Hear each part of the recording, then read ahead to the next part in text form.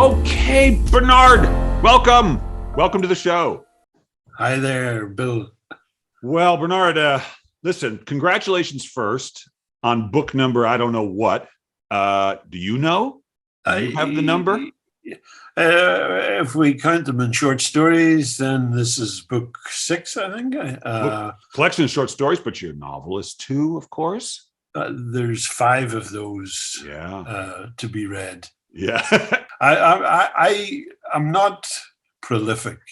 No? But I do. To what do you attribute that? I can put it on my passport that I'm a writer. Oh, sure. Yeah. But do you write, you don't write on a schedule then? You write more like what, or maybe you do like, so what is your sort of routine? Do you have one? No, not really. When I want to write a story, I generally settle down and write it. And Okay. but when you're walking along the street, you're writing. Yeah. And it never really stops, does it? No, that's right.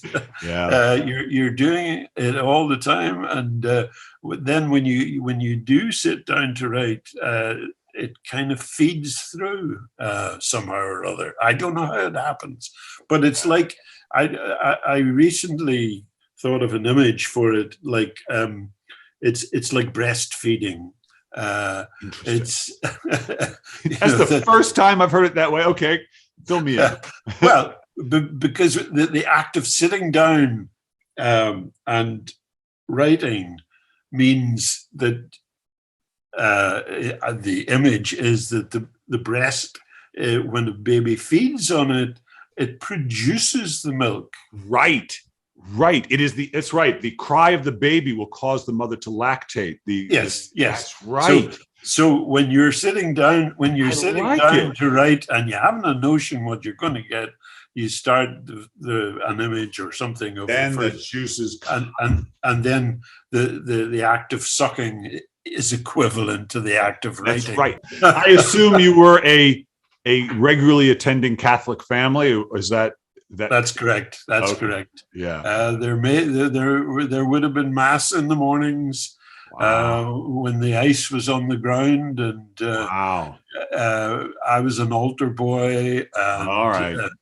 But you see, the thing, I don't believe a word of it now, but the thing that's important is that at that age, you were introduced to things like imagery. Yes. That you went and you served a mass, and the priest was wearing red or black or green vestments, and this was symbolic of sort of joy or sorrow or tragedy or death. And so that and the language, the Latin, the mysteriousness, like it was like witches around around the cauldron. I do feel like there is something about religion, if you're raised in it, that does point your attention towards something greater than yourself. And I think of James Lee Burke as a suspense writer. I interviewed a wonderful suspense writer. He said, look, man, you better make peace with whatever God you pray to, because if you think you're doing these stories on your own, you're nuts. You can't do it on your own. Whatever you call it, there's something that you work with, whether you call it the muse or God or whatever, that you're working with when you're writing. Now, does that resonate with you? I don't know. I don't think so. Okay. I mean, but then if I turn around and sort of beat my chest and say I'm doing it on my own, right. but there's nobody else out there. But the people that help were the friends that I had, the people who had conversations. People's own creativity comes into me, and I try and organize it the best I can. I sit down and hope for it to come through the pen or the computer or whatever. You hope for it. Now, it's come through a lot for you. It's come through a lot. This is one of the great mysteries of writing. Like, you've written a lot of stuff, right? You've been at this a while. Yes. Every time you sit down, I remember Alice Hoffman said to me, wonderful American novelist, and she's written a lot of books. And she said every time she starts one, she thinks, I don't know how to do this. Because it's a new book, right? Yeah, like, how do I write a novel again? How do I do this? Does that resonate? I'm very, very conscious of that. That you sit down and you say, how do I do this? Because you could have just finished a wonderful story. Right. And you've worked at it for 3 months or something. Right. And then you say, now I'm going to write a story about the opposite of that, but I don't know how to do it. What you have just done is of no use whatsoever. That's right. No help. What you're going to do. Right. So the blank page confronts you. I quickly share this with you. When I was in my 20s and I'd started writing a play, but I was an actor too. So I was imagining all the lines in my own head just because that's what I would do. And then I gave it to my friend who was an actor. I said, let's do the scene together. And he started reading it. And it was the first time I'd heard someone take something I'd written and reinterpret it, and it come out. And it was magical to me, hearing it come through another voice. My first instance of what you're talking about was that I had written a long short story called My Dear Palestrina. Okay. And it was about a music teacher and a boy. And I submitted it to the BBC for radio. Right. They accepted it. And I also submitted it, unbeknownst to them, I think, as for television. So we had two versions of the same thing. Wow. And the second one, the television one, was the actress Eleanor Braun. She was a wonderful actress, and she could play the piano, and so that suddenly here was a character who I had concocted in my head, and somebody else totally believed in this character, and it was a kind of staggering event to see somebody else. I mean, she came into the rehearsal and sat down at the piano with the boy actor and started playing Haydn. And I didn't even know she could play. And then she takes a comb out of her pocket and puts her hair up while the boy is trying to play. And these people are real.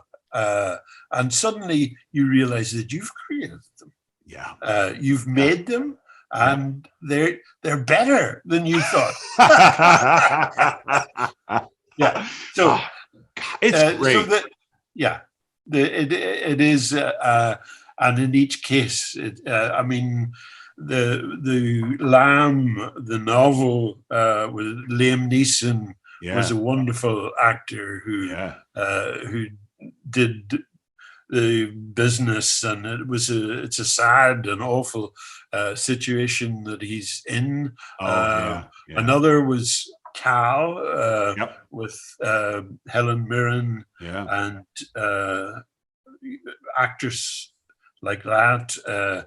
Wonderful. And how great to get Helen Mirren. She just seems to have gotten better and better and better and better as she goes along. Wow. Absolutely, and to see these things come back to you and to do well. I mean, at the Cannes Film Festival, she got Best Actress. Oh, nice! All thanks to you, clearly, and your fantastic script. But these are things that you accept as you go along. You start off and nobody knows a word that you've written, and these are like very small wavelets coming in, and you say, okay, well, there's somebody, my mother knows that See, hey, listen, wait, listeners, you hear that? Listen, eventually Helen Mirren's speaking his lines, but first, just like all of you, it starts with his mom, right? His mom, we're all starting the same place, don't we? Yeah. So this is each increment or step as you go on. Oh, these are good stories. Bernard, you're a very interesting guy. I am glad we are connected through the magic of the internet across the globe. Yes. So the new book is called Blank Pages. And if you like good short stories, and I do, you will like this. They're written with heart and intelligence, and of course, loads of craft. But I'm not done with you yet, Bernard. I have one more question for you. And what I would like you to do is finish this sentence. If writing, all the writing you've done, the librettos, the short stories, the novels, if it's taught you anything, it's taught you what? It's taught me not to give glib answers to questions like that. Good. Good. But it's taught me that seeing the world and analyzing it and recreating it is kind of a joy. It's dark. It's black. When you come from somewhere like Northern Ireland, Sure. where they have shot each other and they hate each other, and murders and injuries and bombs and those kind of things you have got to be written about, and you don't write about them and sort of jump and click your heels and whistle into the sunset. Right. No. But there is also a joy in the way that we live our lives and read other people's work, and the joy of the mind of and the short story. The short story is wonderful because you can sit down in a chair and in a couple of hours you can rearrange your mental furniture for the rest of your life. The joy. Yeah. Well, we were just talking about Ode to Joy, and I got to say, if that's going to teach you the joy of being alive a little bit, I'm okay with that. Bernard, thank you. You're a very interesting guy. This was a lot of fun. Okay, I enjoyed it too.